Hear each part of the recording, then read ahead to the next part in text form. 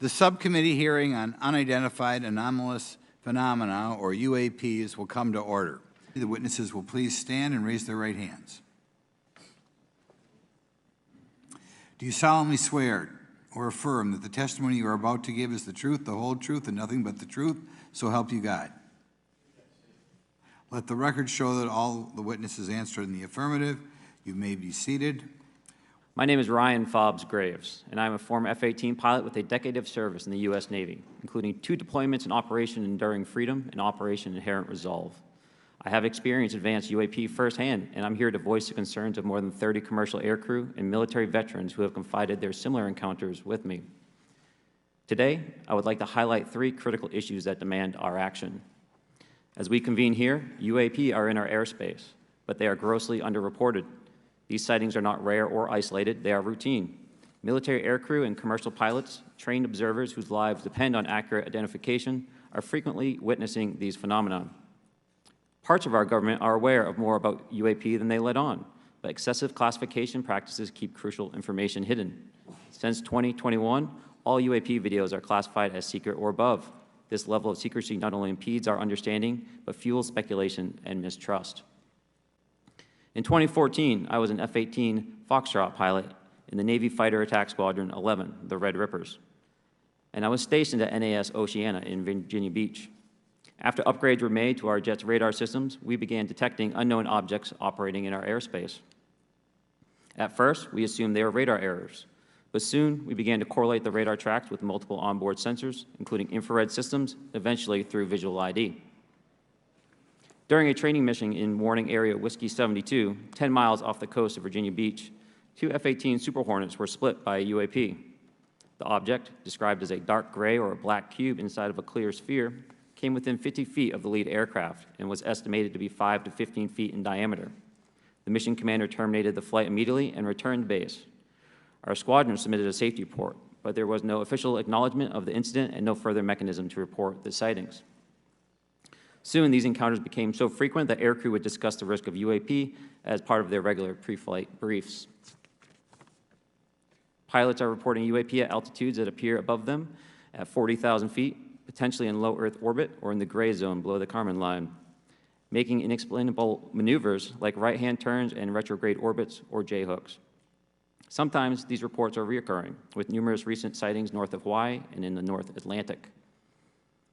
Other veterans are also coming forward to us regarding UAP encounters in our airspace and oceans. The most compelling involve observations of UAP by multiple witnesses and sensor systems. I believe these accounts are only scratching the surface, and more will share their experiences once it is safe to do so. In closing, I recognize the skepticism surrounding this topic. If everyone could see the sensor and video data I witnessed, our national conversation would change. I urge us to put aside stigma and address the security and safety issue this topic represents. If UAP are foreign drones, it is an urgent national security problem. If it is something else, it is an issue for science. In either case, unidentified objects are concerned for flight safety. The American people deserve to know what is happening in our skies. It is long overdue. Thank you. My name is David Charles Grush. I was an intelligence officer for 14 years, both in the U.S. Air Force, both active duty, Air National Guard, and Reserve, at the rank of major, and most recently from 2021 to 2023, at the National Geospatial Intelligence Agency, NGA, at the GS-15 civilian level, which is the military equivalent of a full bird colonel. I was my agency's co-lead in unidentified anomalous phenomena and transmedium object analysis, as well as reporting to the UAP task force, UAPTF, and eventually, once it was established, the All-Domain Anomaly Resolution Office, AARO. I became a whistleblower through a PPD-19 urgent concern filing in May 2022 with the Intelligence Community Inspector General. Following concerning reports from multiple esteemed and credentialed current and former military and intelligence community individuals that the U.S. government is operating with secrecy above congressional oversight with regards to UAPs. My testimony is based on information I've been given by individuals with a long-standing track record of legitimacy and service to this country. many of whom also have shared compelling evidence in the form of photography, official documentation, and classified oral testimony to myself and my various colleagues. I have taken every step I can to corroborate this evidence over a period of 4 years while I was with the UAP task force and do my due diligence on the individual sharing it. This is because of these steps, I believe strongly in the importance of bringing this information before you. I am driven by a commitment of both to truth and transparency, rooted in our inherent duty to uphold the United States Constitution and protect the American people. I'm asking Congress to hold our government to this standard and thoroughly investigate these claims. I was informed in the course of my official duties of a multi-decade UAP crash retrieval and reverse engineering program, to which I was denied access to those additional read-ons when I requested it. I made the decision, based on the data I collected, to report this information to my superiors and multiple inspectors general, and in effect becoming a whistleblower. As you know, my name is David Fravor. I'm a retired commander in the United States Navy. In 2004, I was a commanding officer of Strike Fighter Squadron 41, the world-famous Black Aces. We were attached to Carrier Wing 11, stationed on board the USS Nimitz, and had begun a 2-month workup cycle off the coast of California. On this day, we were scheduled for a 2v2 air-to-air training with the USS Princeton as our control. When we launched off Nimitz, my wingman was joining up. We were told that the training was going to be suspended and we were going to proceed with real-world tasking. As we proceeded to the west, the air controller was counting down the range to an object that we were going to, and we were unaware of what we were going to see when we arrived. The controller had told us that these objects had been observed for over 2 weeks, coming down from over 80,000 feet, rapidly descending to 20,000 feet, hanging out for hours, and then going straight back up. For those who don't realize, above 80,000 feet is space. We arrived at the location at approximately 20,000 feet, and the controller called merge plot, which means that our radar blip was now in the same resolution cell as the contact. As we looked around, we noticed that we saw some whitewater off our right side. It's important to note that the weather on this day was as close to perfect as you could ask for off the coast of San Diego. Clear skies, light winds, calm seas, no whitecaps from waves. So the whitewater stood out in a large blue ocean. All 4 of us, because we were in F-18Fs, so we had pilots and Wizzo in the back seat, looked down saw a white tic-tac object with a longitudinal axis pointing north-south and moving very abruptly over the water like a ping-pong ball. There were no rotors, no rotor wash, or any sign of visible control surfaces like wings. As we started clockwise towards the object, my Wizzo and I decided to go down and take a closer look with the other aircraft staying in high cover to observe both us and the tic-tac. We proceeded around the circle about 90 degrees from the start of our descent, and the object suddenly shifted its longitudinal axis, aligned it with my aircraft, and began to climb. We continued down another 270 degrees, nose low, where the tic-tac, or we considered 270 degrees to where, and we went nose low to where the tic-tac would have been. Our altitude at this point was about 15,000 feet, and the tic-tac was about 12,000. As we pulled nose onto the object, within about a half mile of it, it rapidly accelerated in front of us and disappeared. Our wingman, roughly 8,000 feet above us, lost contact also. We immediately turned back to see where the whitewater was at, and it was gone also. So as we started to turn back towards the east, the controller came up and said, "Sir, you're not going to believe this, but that thing is at your cap point, roughly 60 miles away in less than a minute. You can calculate the speed." We returned to Nimitz. We were taking off our gear. We were talking to one of my crews that was getting ready to launch. We mentioned it to him, and they went out and luckily got the video that you see, that 90-second video. What you don't see is the radar tape that was never released, and we don't know where it's at, of the active jamming that the object put on an APG-73 radar, and I can get into modes later if you're interested. In closing, I would like to say that the tic-tac object we engaged in 2004 was far superior to anything that we had on time, have today, or are looking to develop in the next 10 years. The military and Department of Defense has stated that UAP represent a critical aviation safety risk. Based off of each of your experiences and observations, do you believe UAPs pose a potential threat to our national security? I'll do it. Yes, and here's why.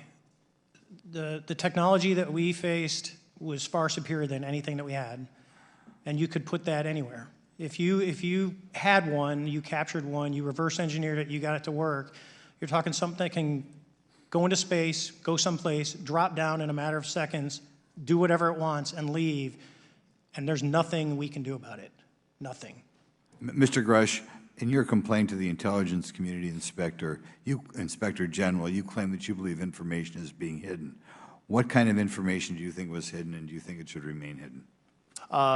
Both material acquisition and exploitation activity, also baselining the UAPs but not sharing it with, intelligence professionals that are actually doing step briefs to pilots, that kind of information. Yeah. When we were first experiencing these objects off the eastern seaboard in the 2014 to 2015 time period, anyone that had upgraded their radar systems were seeing these objects. So there was a large number of my colleagues that were detecting these objects off the eastern seaboard.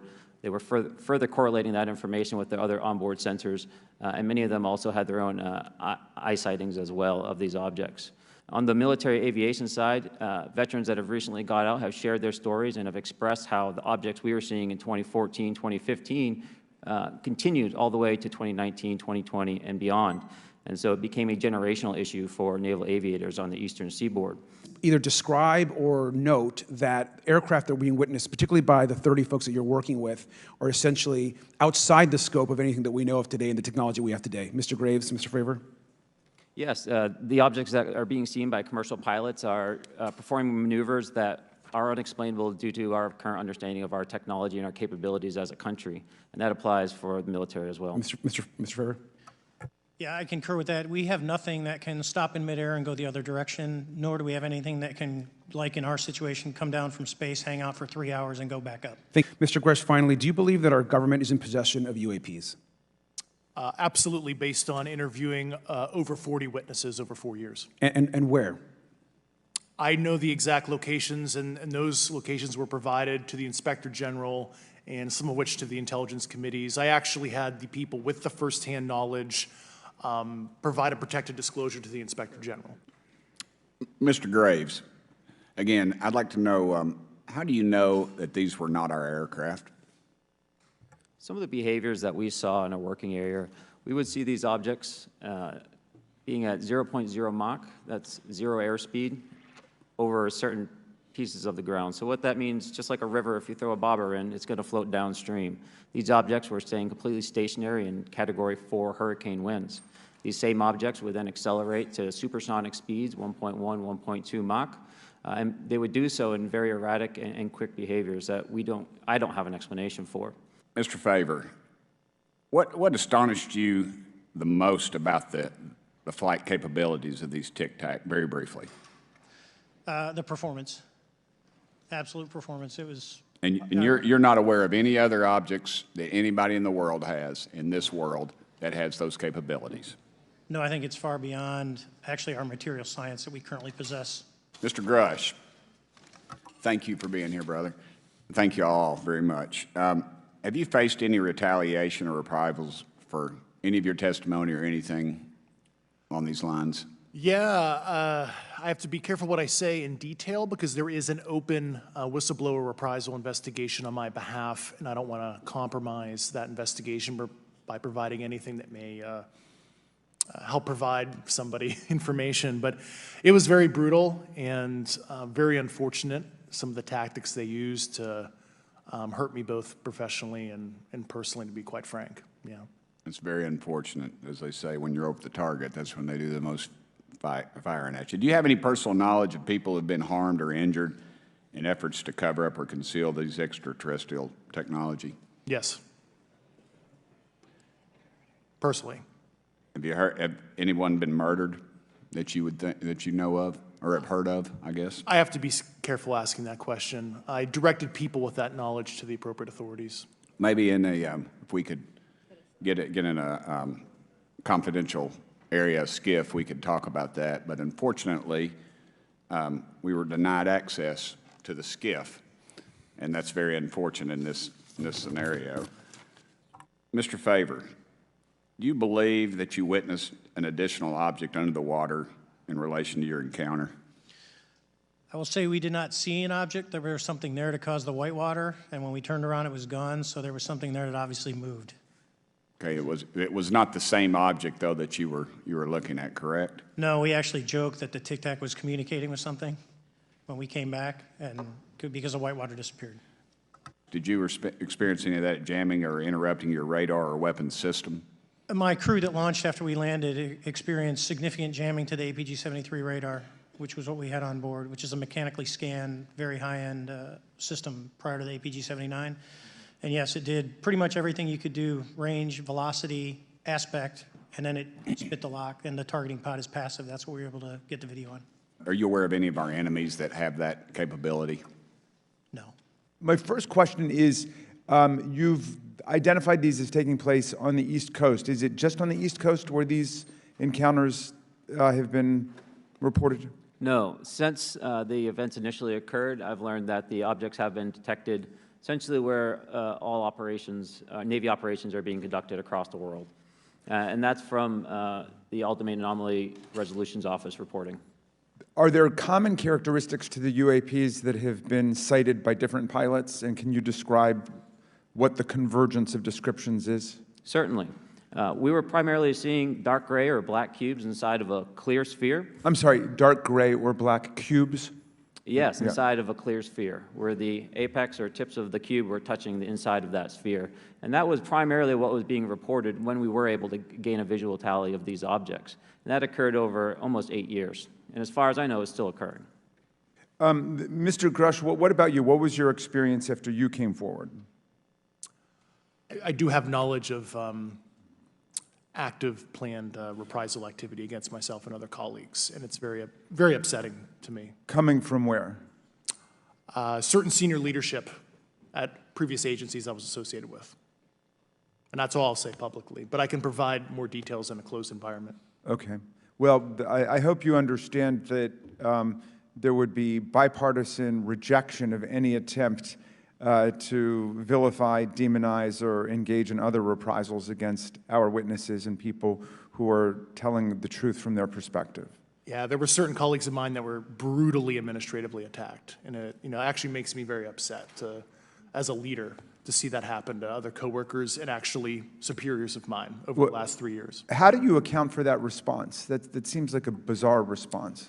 I call it administrative terrorism. That's their quiver, their tool in the toolbox to silence people, especially, the career government service cares about their career, cares about their clearance, their reputation to climb the ladder.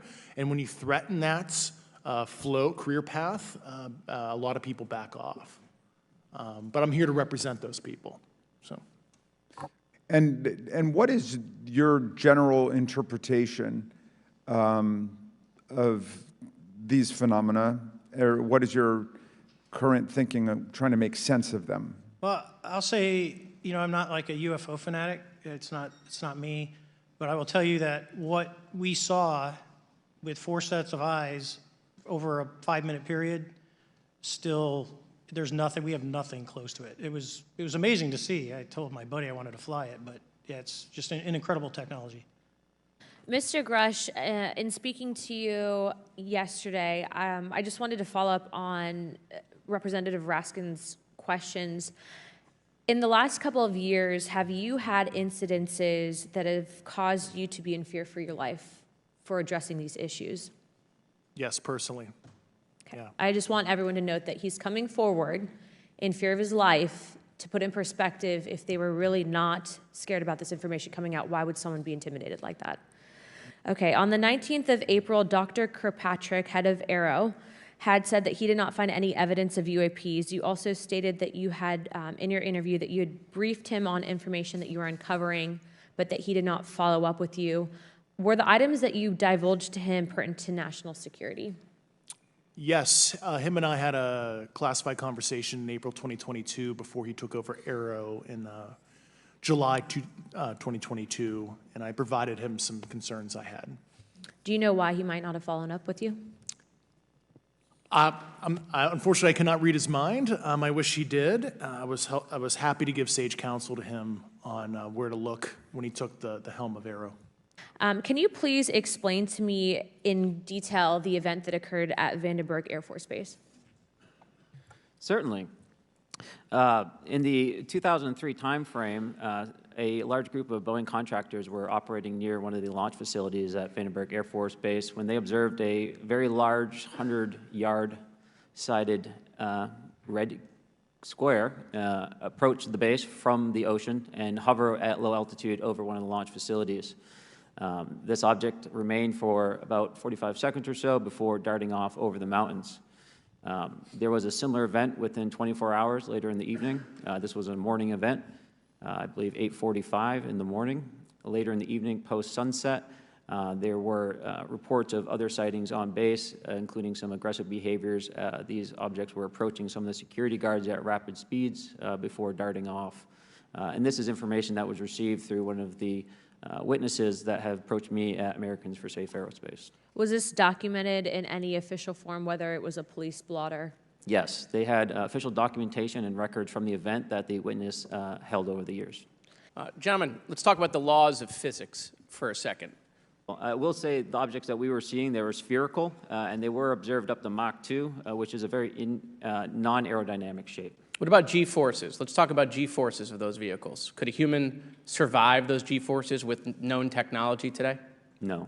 No, not for the acceleration rates that we observed. Okay. What about what they look like? How close did you get? Did you see a seam or a rivet or a section? And what I mean is, obviously, the jets you're flying have all those things. Did these objects have those? So we got within a half mile of the Tic Tac, which people say that's pretty far, but in airplanes, that's actually relatively close. No, it was perfectly white, smooth, no windows, although when we did take the original FLIR video that is out there, when you put it on a big screen, it actually had two little objects that came out of the bottom of it. But other than that, no windows, no seams, no nothing. Mr. Grush, as a result of your previous government work, have you met with people with direct knowledge or have direct knowledge yourself of non-human origin craft? Yes, I personally interviewed those individuals. Do you have knowledge or do you have reason to believe that there are programs in the advanced tech space that are unsanctioned? Yes, I do. Okay. Yeah. And when you say that they're above congressional oversight, what do you mean? Complicated question. So there's, some, I would call it abuse here. So congressional oversight of conventional special access programs, so I'll use Title 10, so DOD as an example, right? So 10 U.S. Code Section 119 discusses congressional oversight of SAPs, discusses the DepSecDef's ability to waive congressional reporting. However, the Gang of Eight is at least supposed to be notified if a waived or waive bigoted unacknowledged SAP is created, and that's public law. Well, so that how does, I mean, I don't want to cut you off, but how does a program like that get funded? I will give you generalities. I can get very specific in a closed session, but misappropriation of funds and Does that mean self-fund. does that mean that there is money in the budget that is said to go to a program, but it doesn't, and it goes to something else? Yes, I have specific knowledge of that. Yep. Do you think U.S. corporations are overcharging for certain tech they're selling to the U.S. government, and that additional money is going to programs? Correct, through something called IRAD. Mr. Grush, are you aware, do you have direct knowledge, or have you talked to people with direct knowledge, that there are satellite imagery of these events? That was one of my primary tasks at NGA, since we process, exploit, and disseminate that kind of information. I've seen multiple cases, some of which, to my understanding, and of course I left NGA in April, so that's my information cutoff date. But I personally reviewed both what we call overhead collection and from other strategic and tactical platforms that I could not even explain prosaically. And I have a degree in physics, by the way, as well. And I am aware that you guys have not seen these reports, unfortunately. And I don't know why. Do you have direct knowledge, or you've spoken to people with direct knowledge that this imagery applies to crash sites, crash imagery? I can't discuss that in an open session. Okay. Do you have any information that the U.S. government is involved in a disinformation campaign to deny the existence of certain UAPs? I can't go beyond what I've already stated publicly in my News Nation interview because it touches other sensitivities. Has the U.S. government become aware of actual evidence of extraterrestrial, otherwise unexplained forms of intelligence? And if so, when do you think this first occurred? I like to use the term non-human. I don't like to denote origin. Keeps the aperture open, both scientifically. Right. Certainly, like I've discussed publicly previously, 1930s. Okay. Can you give me the names and titles of the people with direct firsthand knowledge and access to some of this crash retrieval, some of these crash retrieval programs, and maybe which facilities, military bases the recovered material would be in? And I know a lot of Congress have talked about we're going to go to Area 51, and and there's nothing there anymore anyway. It's just and we move like a glacier. And as soon as we announce it, I'm sure the moving vans would pull up. But please. I can't discuss that publicly, but I did provide that information both to the Intel committees and the Inspector General. And we could get that in the SCIF if we were allowed to get in a SCIF with you. Would that be probably what you would think? Sure, if you had the appropriate accesses, yeah. What special access programs cover this information, and how is it possible that they have evaded oversight for so long? I do know the names. Once again, I can't discuss that publicly and how they've evaded oversight. In a closed setting, I can tell you the specific tradecraft used. All right. When do you think those programs began, and who authorized them? I do know a lot of that information, but that's something I can't discuss publicly because of sensitivities. All right. What level of security clearance is required to fully access these programs? Well, anybody who has... and I say that because myself, Representative Gates, and Representative Luna were basically turned away at one point at Eglin. So please go right ahead. Certainly difference between member access and, say, somebody like me, but anybody who has a TSSCI clearance and meets the eligibility criteria, the access adjudicative authority should be able to grant you access. Mr. Burchett, if you'll yield, so just to put a fine point on that, there's nothing that you're aware of that's above special access program classification.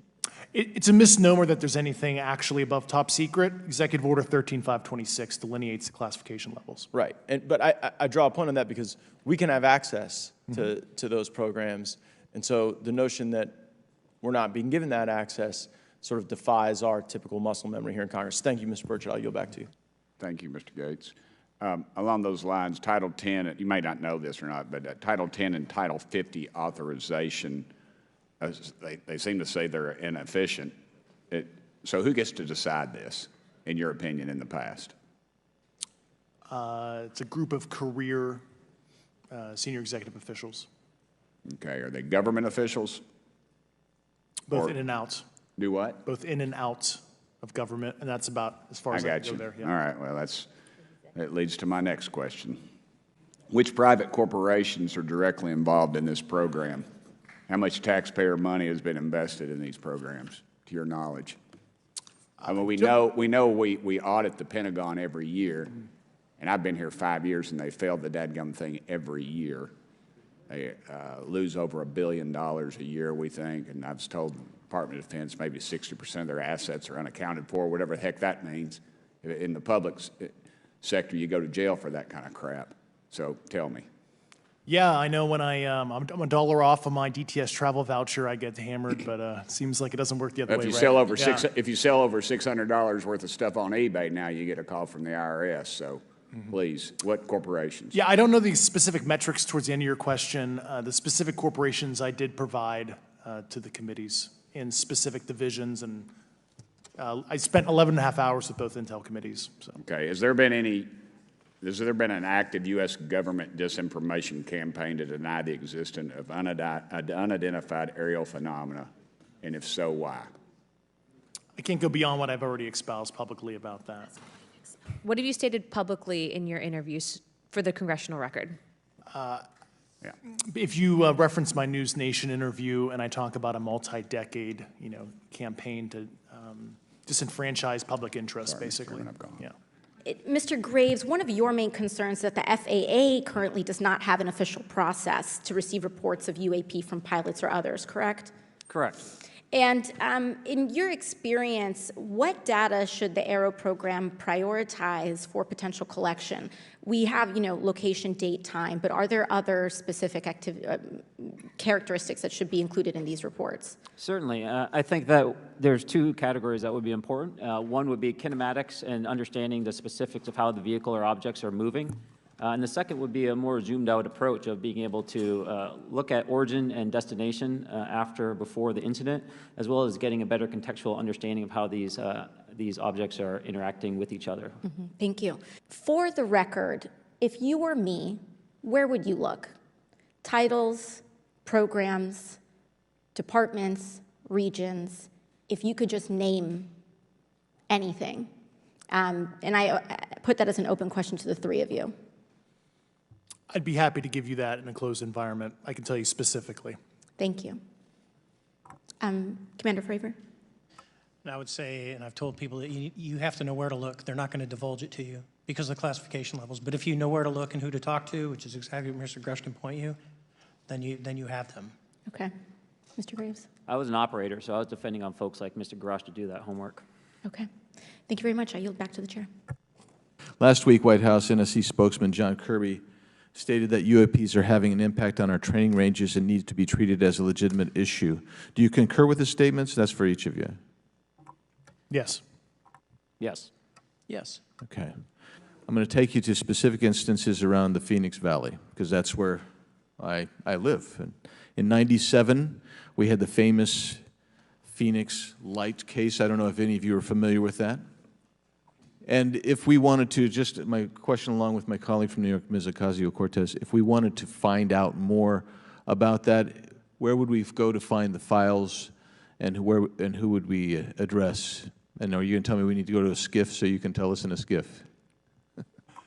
I could potentially give you a vector on that. That specific case, I'm familiar with it in terms of public, but I give you a vector in a closed environment, yeah. That would be good, thank you. Do you believe that the 2019 classification guidelines for UAPs interferes with the federal government's ability to be transparent with the American people? And do you think we need to be more transparent with the American people? All of you, yeah. I'll say yes to that. Yeah, I'm familiar with at least the UAP Task Force 2019 Security Classification Guide.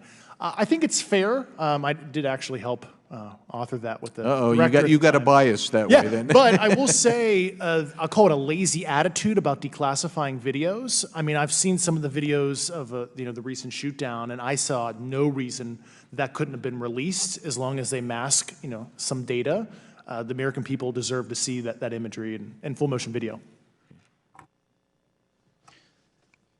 I would think, well, in my opinion, I will say things are overclassified. I know for a fact the video or the pictures that came out in the 2020 report that had the stuff off the East Coast, they were taken with an iPhone off the East Coast. A buddy of mine was one of the senior people there, and he said they were originally classified at TSSCI. And my question to him was, what's TSSCI about these? They're an iPhone literally off the vacapes. That's not TSSCI. So they're overclassified, and as soon as they do that, they go in a vault, and then you all have to look for them. Are there other ways that the DOD or intelligence agencies are keeping this information from the American people or even from Congress? I think part of that has been not encouraging reporting. If the problem is not something that can be measured, it's not something that's going to be fixed. At one point, you had said that there has been harmful activity or aggressive activity. Has any of the activity been aggressive, been hostile in your reports? I know of multiple colleagues of mine that got physically injured, and the activity. And I got by UAPs or by people within the federal government? Both. Okay, so there has been activity by alien or non-human technology and or beings that has caused harm to humans. I can't get into the specifics in an open environment, but at least the activity that I personally witnessed, and I have to be very careful here because they tell you never to acknowledge tradecraft, right? So what I personally witnessed myself and my wife was very disturbing. You've said that the U.S. has intact spacecraft. You said that the government has alien bodies or alien species. Have you seen the spacecraft? I have to be careful to describe what I've seen firsthand and not in this environment, but I could answer that question behind closed doors. Yeah. And have you seen any of the bodies? We are billions of light years away from any other system.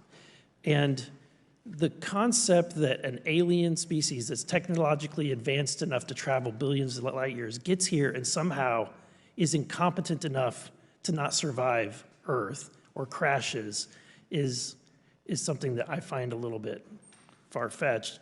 And with that being said, you have mentioned that there's interdimensional potential. Could you expound on that? Yeah, to answer your first question, and I'm here as a fact witness and expert, but I will give you a theoretical framework, at least to work off, to kind of espouse crashes, regardless of your level of sentience, right? Planes crash, cars crash, n number of sorties, however high, a small percentage are going to end in mission failure, if you will, as we say in the Air Force. And then in terms of multidimensionality, that kind of thing, the framework that I'm familiar with, for example, is something called the holographic principle. It derives itself from general relativity and quantum mechanics, and that is, if you want to imagine a 3D object such as yourself casting a shadow onto a 2D surface, that's the holographic principle. So you can be projected, quasi-projected from higher dimensional space to lower dimensional. It's a scientific trope that you can actually cross, literally, as far as I understand, but there's probably guys with PhDs that we could probably argue about that. But you have not seen any documentation that that's what's occurring? Only a theoretical framework discussion, yes. Okay. Okay. These aircraft, have they been identified that they are being produced by domestic, military and contractors? Is there any evidence that that's what's being recovered? Not to my knowledge, plus the recoveries predate a lot of our advanced programs that I previously am witting of. So, several months ago, my office received a protected disclosure from Eglin Air Force Base indicating that there was a UAP incident that required my attention. I sought a briefing regarding that episode and brought with me Congressman Burchett and Congresswoman Luna. We asked to see any of the evidence that had been taken by flight crew in this endeavor, and to observe any radar signature, as well as to meet with the flight crew. We were not afforded access to all of the flight crew, and initially, we were not afforded access to images and to radar. Thereafter, we had a bit of a discussion about how authorities flow in the United States of America, and we did see the image. And we did meet with one member of the flight crew who took the image. The image was of something that I am not able to attach to any human capability, either from the United States or from any of our adversaries. And I'm somewhat informed on the matter, having served on the Armed Services Committee for 7 years, having served on the committee that oversees DARPA and advanced technologies for several years. When we spoke with the flight crew, and when he showed us the photo that he'd taken, I asked why the video wasn't engaged, why we didn't have a FLIR system that worked. Here's what he said. They were out on a test mission that day over the Gulf of Mexico, and when you're on a test mission, you're supposed to have clear airspace, not supposed to be anything that shows up. And they saw a sequence of 4 craft in a clear diamond formation for which there is a radar sequence that I alone have observed in the United States Congress. One of the pilots goes to check out that diamond formation and sees a large floating, what I can only describe as an orb, again, like I said, not of any human capability that I'm aware of. And when he approached, he said that his radar went down, he said that his FLIR system malfunctioned, and that he had to manually take this image from one of the lenses, and it was not automated in collection, as you would typically see in a test mission. So I guess I'll start with Commander Fravor. How should we think about the fact that this craft that was approached by our pilot had the capability of disarming a number of the sensor and collection systems on that craft? Well, I think this goes to that national security side, and you can go back through history of things showing up at certain areas and disabling our capabilities, which is disheartening. And for us, I mean, like I said, it completely disabled the radar on the aircraft when it tried to do it, and the only way we could see it is passively, which is how he got that image. So I think that's a concern on what are these doing, not only how do they operate, but their capabilities inside to do things like this.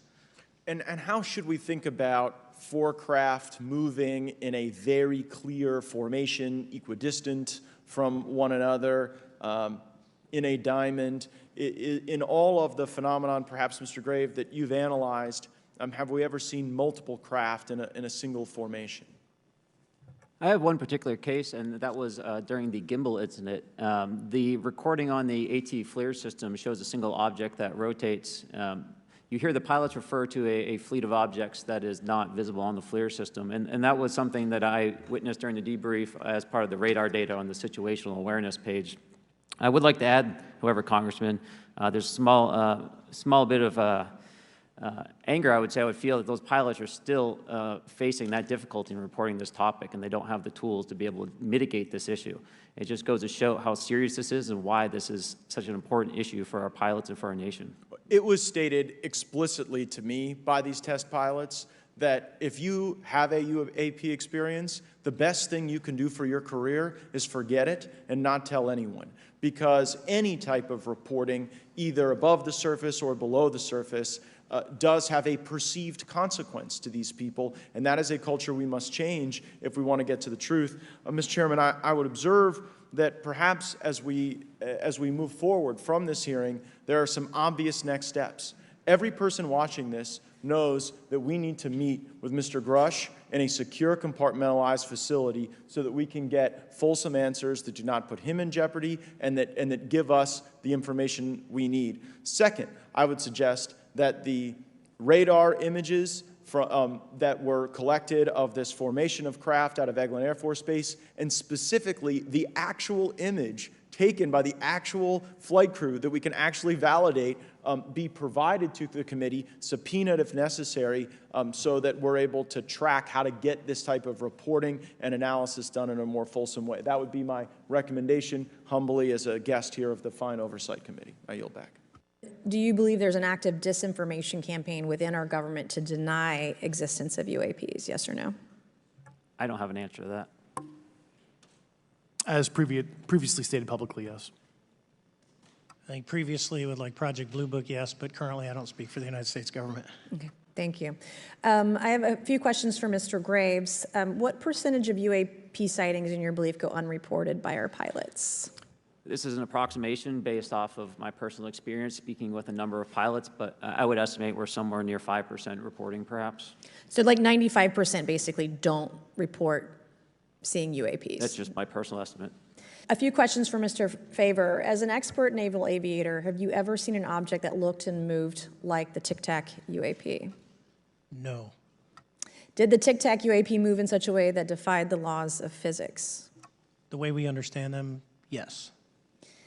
Many dismiss UAP reports as classified weapons testing by our own government, but in your experience as a pilot, does our government typically test advanced weapon systems right next to multi-million-dollar jets without informing our pilots? No, we have test ranges for that. Do you believe that officials at the highest levels of our national security apparatus have unlawfully withheld information from Congress and subverted our oversight authority? There are certain elected leaders that had more information that I'm not sure what they've shared with certain Gang of Eight members or et cetera, but certainly I would not be surprised. Okay. You've stated that the government is in possession of potentially non-human spacecraft. Based on your experience and extensive conversations with experts, do you believe our government has made contact with intelligent extraterrestrials? Something I can't discuss in public setting. Okay, I can't ask when you think this occurred. If you believe we have crashed craft, stated earlier, do we have the bodies of the pilots who piloted this craft? As I've stated publicly already in my News Nation interview, biologics came with some of these recoveries, yeah. Were they, I guess, human or non-human biologics? Non-human, and that was the assessment of people with direct knowledge on the program I talked to that are currently still on the program. And was this documentary evidence, this video, photos, eyewitness? Like, how would that be determined? The specific documentation I would have to talk to you in a skiff about. Gotcha. Yeah.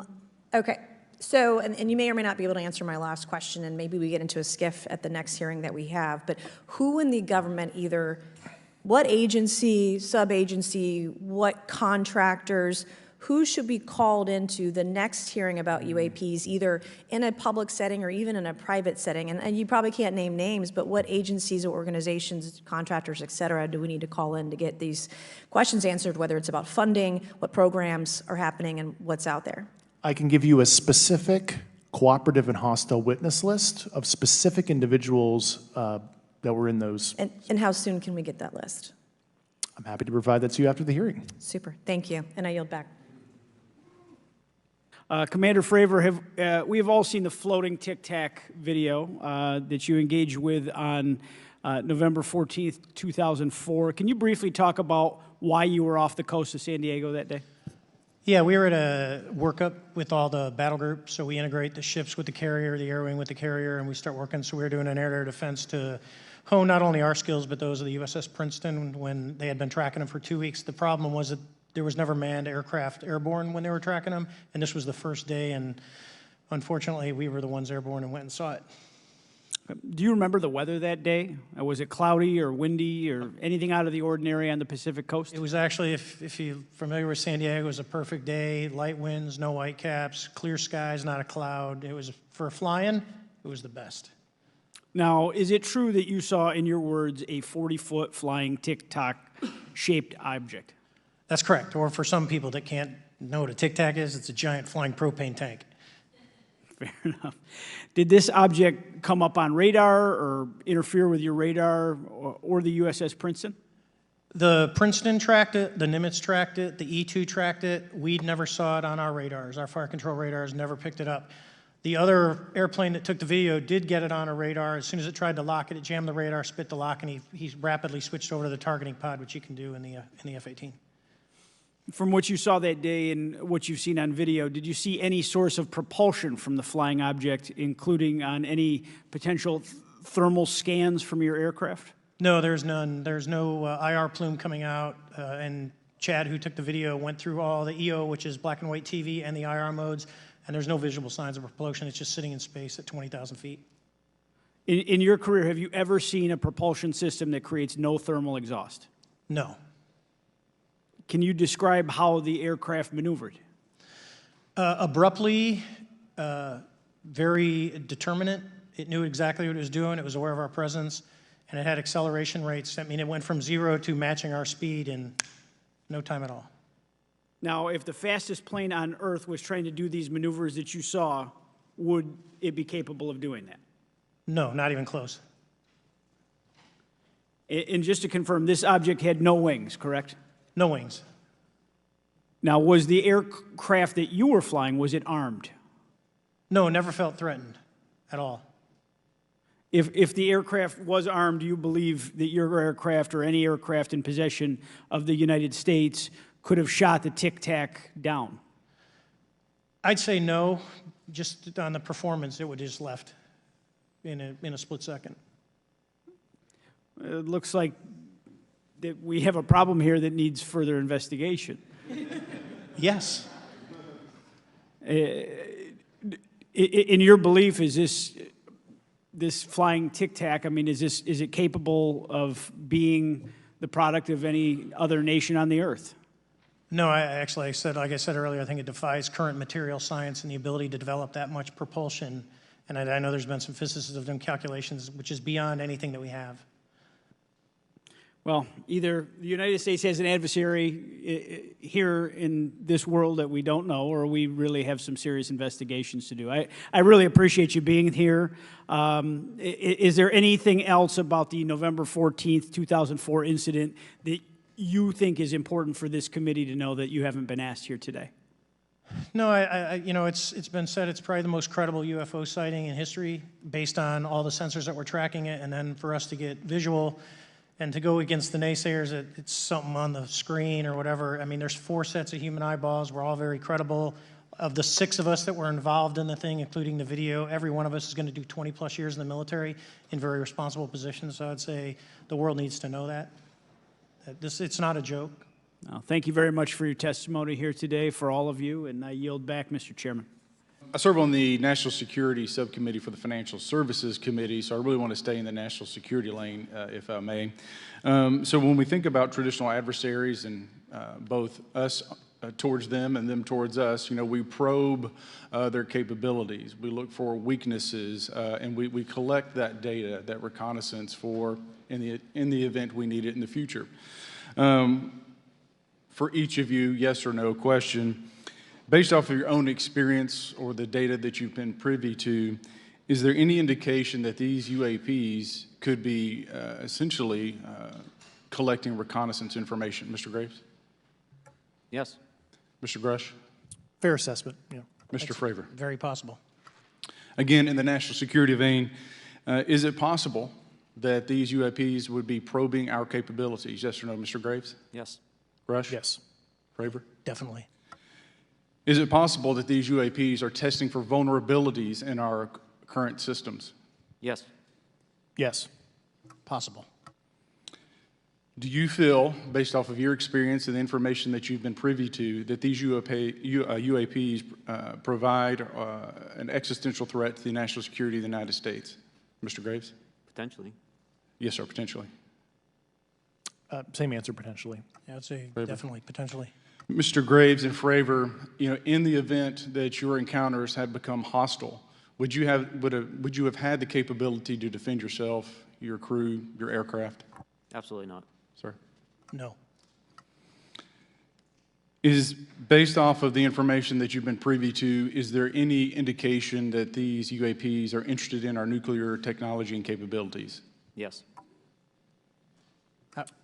By external observation, sure, that could be a fair assessment, yeah.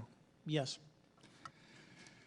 Is there any indication that the Department of Energy is involved in UAP data collection and housing? I don't have an answer. I can't confirm or deny that in a public setting. And could you do it in a secure setting? Yes. Mr. Fravor? No, I don't know. Mr. Chairman, you know, I think I'm the last member to go, but there clearly is a threat to the national security of the United States of America. As members of Congress, we have a responsibility to maintain oversight and be aware of these activities so that, if appropriate, we take action. I would encourage the chairman to demand that we have any and all, but in particular Mr. Grush, talk to us in a skiff. And if that access is denied, I will personally volunteer to initiate the Holman Rule against any personnel or any program or any agency that denies access to Congress. Mr. Grush, I might have asked this before, but I want to make sure. Do you have any personal knowledge of someone who's possibly been injured working on legacy UAP reverse engineering? Yes. Okay. How were they injured? Is it something like a radioactive type situation or something we didn't understand? I've heard people talk about Havana syndrome type incidences. What was your recollection of that? I can't get into specifics, but you could imagine assessing an unknown unknown. There's a lot of potentialities you can't fully prepare for. Are you aware of any individuals that are participating in reverse engineering programs for non-terrestrial craft? Personally, yes. Mm-hmm. Do you know any that would be willing to testify if there were protections for them? Certainly closed door and assurances that breaking their NDA, they're not going to get administratively punished for so. Yeah. I yield, Mr. Chairman. Chairman, I'd like to submit for the record an article by News Nation, and it follows Mr. Grush's full interview for the record. Without objection. Thank you. Mr. Grush, why is it that you refer to the phenomenon as non-human intelligence? Why deviate from the basis of extraterrestrial life? I think the phenomenon is very complex, and I like to leave an open mind analytically to specific origin. When you say specific origin, are you referring, can you elaborate on that for those that might not? If it's a traditional extraterrestrial origin or something else that we don't quite understand from either a biological or astrophysics perspective, yeah, I just like to keep an open mind on what it could be, yeah. Okay, and referring to your News Nation interview, you had referenced specific treaties between governments. Article 3 of the Nuclear Arms Treaty with Russia identifies UAPs. It specifically mentions them. To your knowledge, are there safety measures in place with foreign governments or other superpowers to avoid an escalatory situation in the event that a UAP malevolent event occurs? Yeah, you're referring to a public treaty in the UN Register. It's funny you mentioned that. Yeah, the Agreement on Measures to Reduce the Risk of Outbreak of Nuclear War, signed in 1971. Unclassified treaty, publicly available. And if you cite the George Washington University National Security Archives, you will find the declassified in 2013 specific provisions in the specific red line flash message traffic with the specific codes pursuant to Article 3 and Article, also Situation 2, which is in the previously classified NSA archive. What I would recommend, and I tried to get access, but I got a wall of silence at the White House, was those specific incidents when those message traffic was used. I think some scholarship on that would open the door to a further investigation using those publicly available information. Thank you. And then my last question with 51 seconds remaining. You mentioned white-collar crimes potentially being taking place in regards to a cover-up. Can you please elaborate? I have concerns based on the interviews I conducted under my official duties of potential violations of the Federal Acquisition Regulations, the FAR. Have you formed any general conclusions about what you think you experienced then? Yes, I think what we experienced was, like I said, well beyond the material science and the capabilities that we had at the time, that we have currently, or that we're going to have in the next 10 to 20 years. What is the most vivid, concrete sighting with the naked eye of the objects that you described before, the cube-like objects? Certainly. I think the most vivid sighting of that would have been near midair that we had at the entrance to our working area. One of these objects was completely stationary at the exact entrance to our working areas, not only geographically but also at altitude. So it was right where all the jets are going, essentially, on the eastern seaboard. The two aircraft flew within about 50 feet of the object, and that was a very close visual sighting. I was there when the pilot landed. He canceled the mission after, and I was there. He was in the ready room with all his gear on, with his mouth open, and I asked him what the problem was, and he said he almost hit one of those darn things. He said he was 50 feet away from it? Yes, sir. And his description of the object was consistent with the description you gave us before? A dark gray or a black cube inside of a clear sphere. Inside of a clear sphere? Yes. And with no self-evident propulsion system? No wings, no IR energy coming off of the vehicle, nothing tethering it to the ground, and that was primarily what we were experiencing out there. Thank you, Mr. Chairman. This is for all three of y'all, starting with Mr. Graves. Why did you come forward on this issue? I came forward because I felt that my colleagues did not have a way to mitigate this safety threat, and I wanted to help them. I was trained as an aviation safety officer by the Navy, and this it just felt right. I felt like I had to help the folks that were still flying and dealing with this. Mr. Grush. Purely a sense of duty. My first sworn oath when I was a cadet 18 years ago, and I still uphold that even out of the uniform. Commander. I was pestered by a friend, and I asked why, and he said, "You're the one person that they can't discredit, and you'll add credibility to the New York Times article." And so after about 6 times, I said, "Okay." Honest. Yeah. This town isn't made, unfortunately, by people like y'all. We thank y'all. Let me ask y'all, how can the public contribute to UAP reporting, and what avenues you think are available to the public to report these sightings? And so for the general public, I think encouraging the conversations that we're having today, looking for technology solutions that can be distributed so that objective data can be gathered is the first place to go. Mr. Grush? I'll just touch on the whistleblower side of it. I do encourage, current and former military, intelligence community, and industry contractors to come forward in a legal way, either through the IC or DoD or whatever the cognizant IGs are, to join me in this discussion. For me, I was an accident investigator, so the biggest thing that you learn, and I think that witnesses need to do is, one, don't try and make the fish bigger than it was. Stick to the facts. Write it down and don't speculate what you think it is because it will sway your decision. Just write the facts down. We can get all the facts together and we can start to investigate and get a real honest story instead of it was this big. Thank you all, and I want to thank everybody. We made history today. One thing that was important today is some folks might wonder, why are we asking questions that might already be out there or that have been asked before? It's important that they're asked and put into the public record as it relates to this committee. Transparency is a cornerstone of government. We live in a vast galaxy, a lot of unanswered questions, and thank you all for being here today. Mr. Chairman. It was a very illuminating hearing. Obviously, I think several of us are going to look forward to getting some answers in a more confidential setting. I assume some legislation will come out of this. I think we're going to want to look into what we can do to make more of this information public. I think there's certainly a time period after which it should always be made public, and people have been concerned about these issues, like I said, since I was in high school. If there's no further business, without objection, the subcommittee stands adjourned.